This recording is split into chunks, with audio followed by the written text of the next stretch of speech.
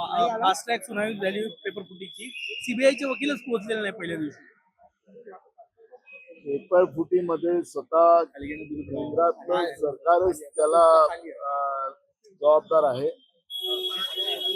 भारतीय जनता पार्टीचे नेते या पेपर फुटीमध्ये समाविष्ट आहे आणि सीबीआय असेल की SIT असेल या सगळ्या फुटीवर त्यांनी लावलेली आहे की त्यांचेच लोक आहेत आणि त्याच्यामुळे या सगळ्यांना वाचवण्यासाठी पण पोरांचं भविष्य खराब करण्याची जी भूमिका नरेंद्र मोदीच्या सरकारची जी पुढे आलेली आहे ती आता देशातल्या जेनजीला म्हणजे तरुणांना हे आता मान्य नाही आहे आणि तरुणांच्या भविष्यासोबत खेळणाऱ्या या नरेंद्र मोदीच्या आणि भाजपच्या सरकारला आता सत्तेतून बाहेर काढणं हाच त्याला एक पर्याय आहे. ही भूमिका आता सगळ्या तरुण पिढीमध्ये आपल्याला निर्माण झालेली पाहायला मिळते. MPSCच्या पेपर फुटी प्रकरणात शालेय शिक्षण मंत्री दादा भुसे यांचा पण राजीनामा मागितला जातो. खरं तर फडणवीसांचाच राजीनामा मागितला पाहिजे. ज्या पद्धतीनं एक आश्वस्त भूमिका विधानसभेमध्ये फडणवीसांनी मांडली होती की महाराष्ट्रामध्ये या पद्धतीच्या पेपर फुटी होणार नाही, त्याची खबरदारी राज्य सरकार घेणार आणि म्हणून हे दादा भुसेचं एकट्याची जबाबदारी नाही, राज्याच्या फडणवीस सरकारची ही जबाबदारी आहे. MPSCच्या परीक्षेमध्ये ज्या पद्धतीनं जो पेपर एका निरीक्षक पदाच्या याच्यामधला जो पेपर होता तो व्हॉट्सअपवर त्याला पेपर फोडण्यात आला आणि त्या पद्धतीची एक तक्रार झालेली आहे. त्या ज्या दोन मुलांनी तक्रार केली त्या तक्रारकर्त्यांवर आता सरकारने दबाव आणण्याचं काम सुरू केलेलं आहे. आपलं पाप लपवण्याचा प्रयत्न जेव्हा सरकार करते याचा अर्थ सरकार या सगळ्या घोटाळ्यामध्ये जबाबदार आहे हे त्याच्यातून सिद्ध होते. भाऊ पेपर सुद्धा फुटल्याची चर्चा आहे. 45 गुण असणाऱ्यांना 200 मार्क मिळाल्याची चर्चा आहे. कुठतरी ऑडिओ क्लिप व्हायरल होतात.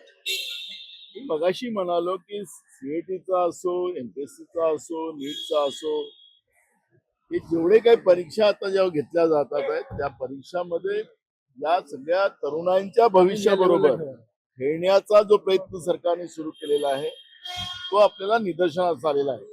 त्यामुळे जेवढ्या या परीक्षा ज्या भविष्याच्या दृष्टिकोनातून तरुणांच्या होतात आहेत त्यांना बर्बाद करणं, त्यांना उद्ध्वस्त करणं, जसं शेतकऱ्यांना त्यांच्या जीवनातून उद्ध्वस्त केलं तसं तरुणांना सुद्धा त्यांच्या जीवनातून उद्ध्वस्त करायचा निर्णय संकल्प भारतीय जनता पार्टी आणि नरेंद्र मोदी आणि भाजपच्या सगळ्या सरकारने केलेला आहे. शरद पवार NDA सोबत जाण्याच्या परत चर्चा सुरू झालेल्या आहे.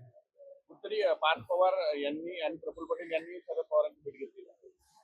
मला असं वाटतं की आज आमच्या समोर कोण कोणत्या पक्षात चाललेला आहे याच्यापेक्षा देशातल्या तरुणांचा जो आज प्रश्न ऐरणीवर आलेला आहे, ज्या पद्धतीनं आंदोलनकर्त्यांवर AK-47च्या माध्यमातून गोळ्या चालवल्या आल्या, पॅलेटच्या माध्यमातून गोळ्या टाकण्यात आल्या आणि त्यांना आतंकवादी आणि नक्षलवादी शहरी नक्षलवादी घोषित करण्याचा जो प्रयत्न जो केला गेलेला आहे त्या गोष्टी आता आमच्यासाठी महत्वाच्या आहेत.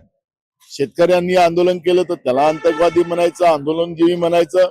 तसंच आता तरुणांना सुद्धा त्या पद्धतीनं आतंकवाद आणि नक्षलवादी म्हणण्याचा प्रयत्न जे सरकार करते ते आमच्यासाठी महत्वाचा प्रश्न आहे. दिल्लीत जे CJPचं आंदोलन झालं होतं त्यामध्ये गुन्हे सुद्धा दाखल झालेले आहेत. ते मागे घेण्याची मागणी होत आहे. दुसरीकडे पोलिसांनी जी चौकशी केली त्यामध्ये 2800 पेक्षा जास्त जे आहे सराईत गुन्हेगार, गंभीर गुन्हे असणारे लोक समाविष्ट झाल्याची चर्चा आहे. त्यामुळे मागणी होत आहे की गुन्हे मागवावे. या सगळ्यांचा खरं तर नरेंद्र मोदीच्या सरकारवरच गुन्हे दाखल झाले पाहिजे.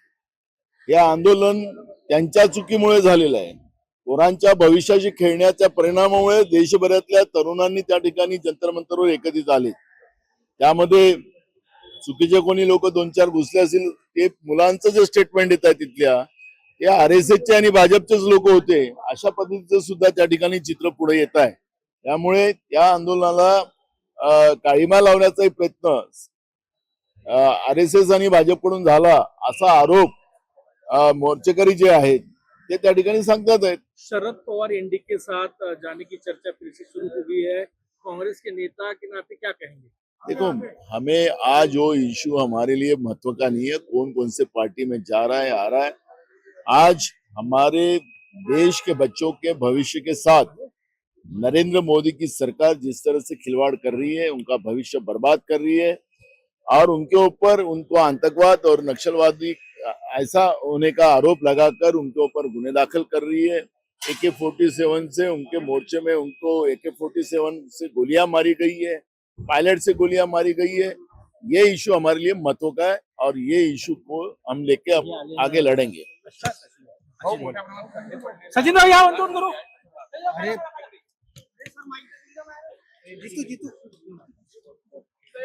आज आपण पाहतोय की महाराष्ट्रामध्ये प्रत्येक भागामध्ये रस्ते विकासाच्या नावाने जे सरकारने जो भ्रष्टाचार केलेला आहे तो आता आपण पाहतोय गड्डेच गड्ड्याचा महाराष्ट्र झालेला आहे। त्यामुळे या भ्रष्टाचारी सरकारचा खरा चेहरा हा या निमित्तानं आपल्या लोकांच्या सगळ्यांच्या समोर आलेला आहे। लोकशाही मराठी ऐका, पहा, जागरूक रहा।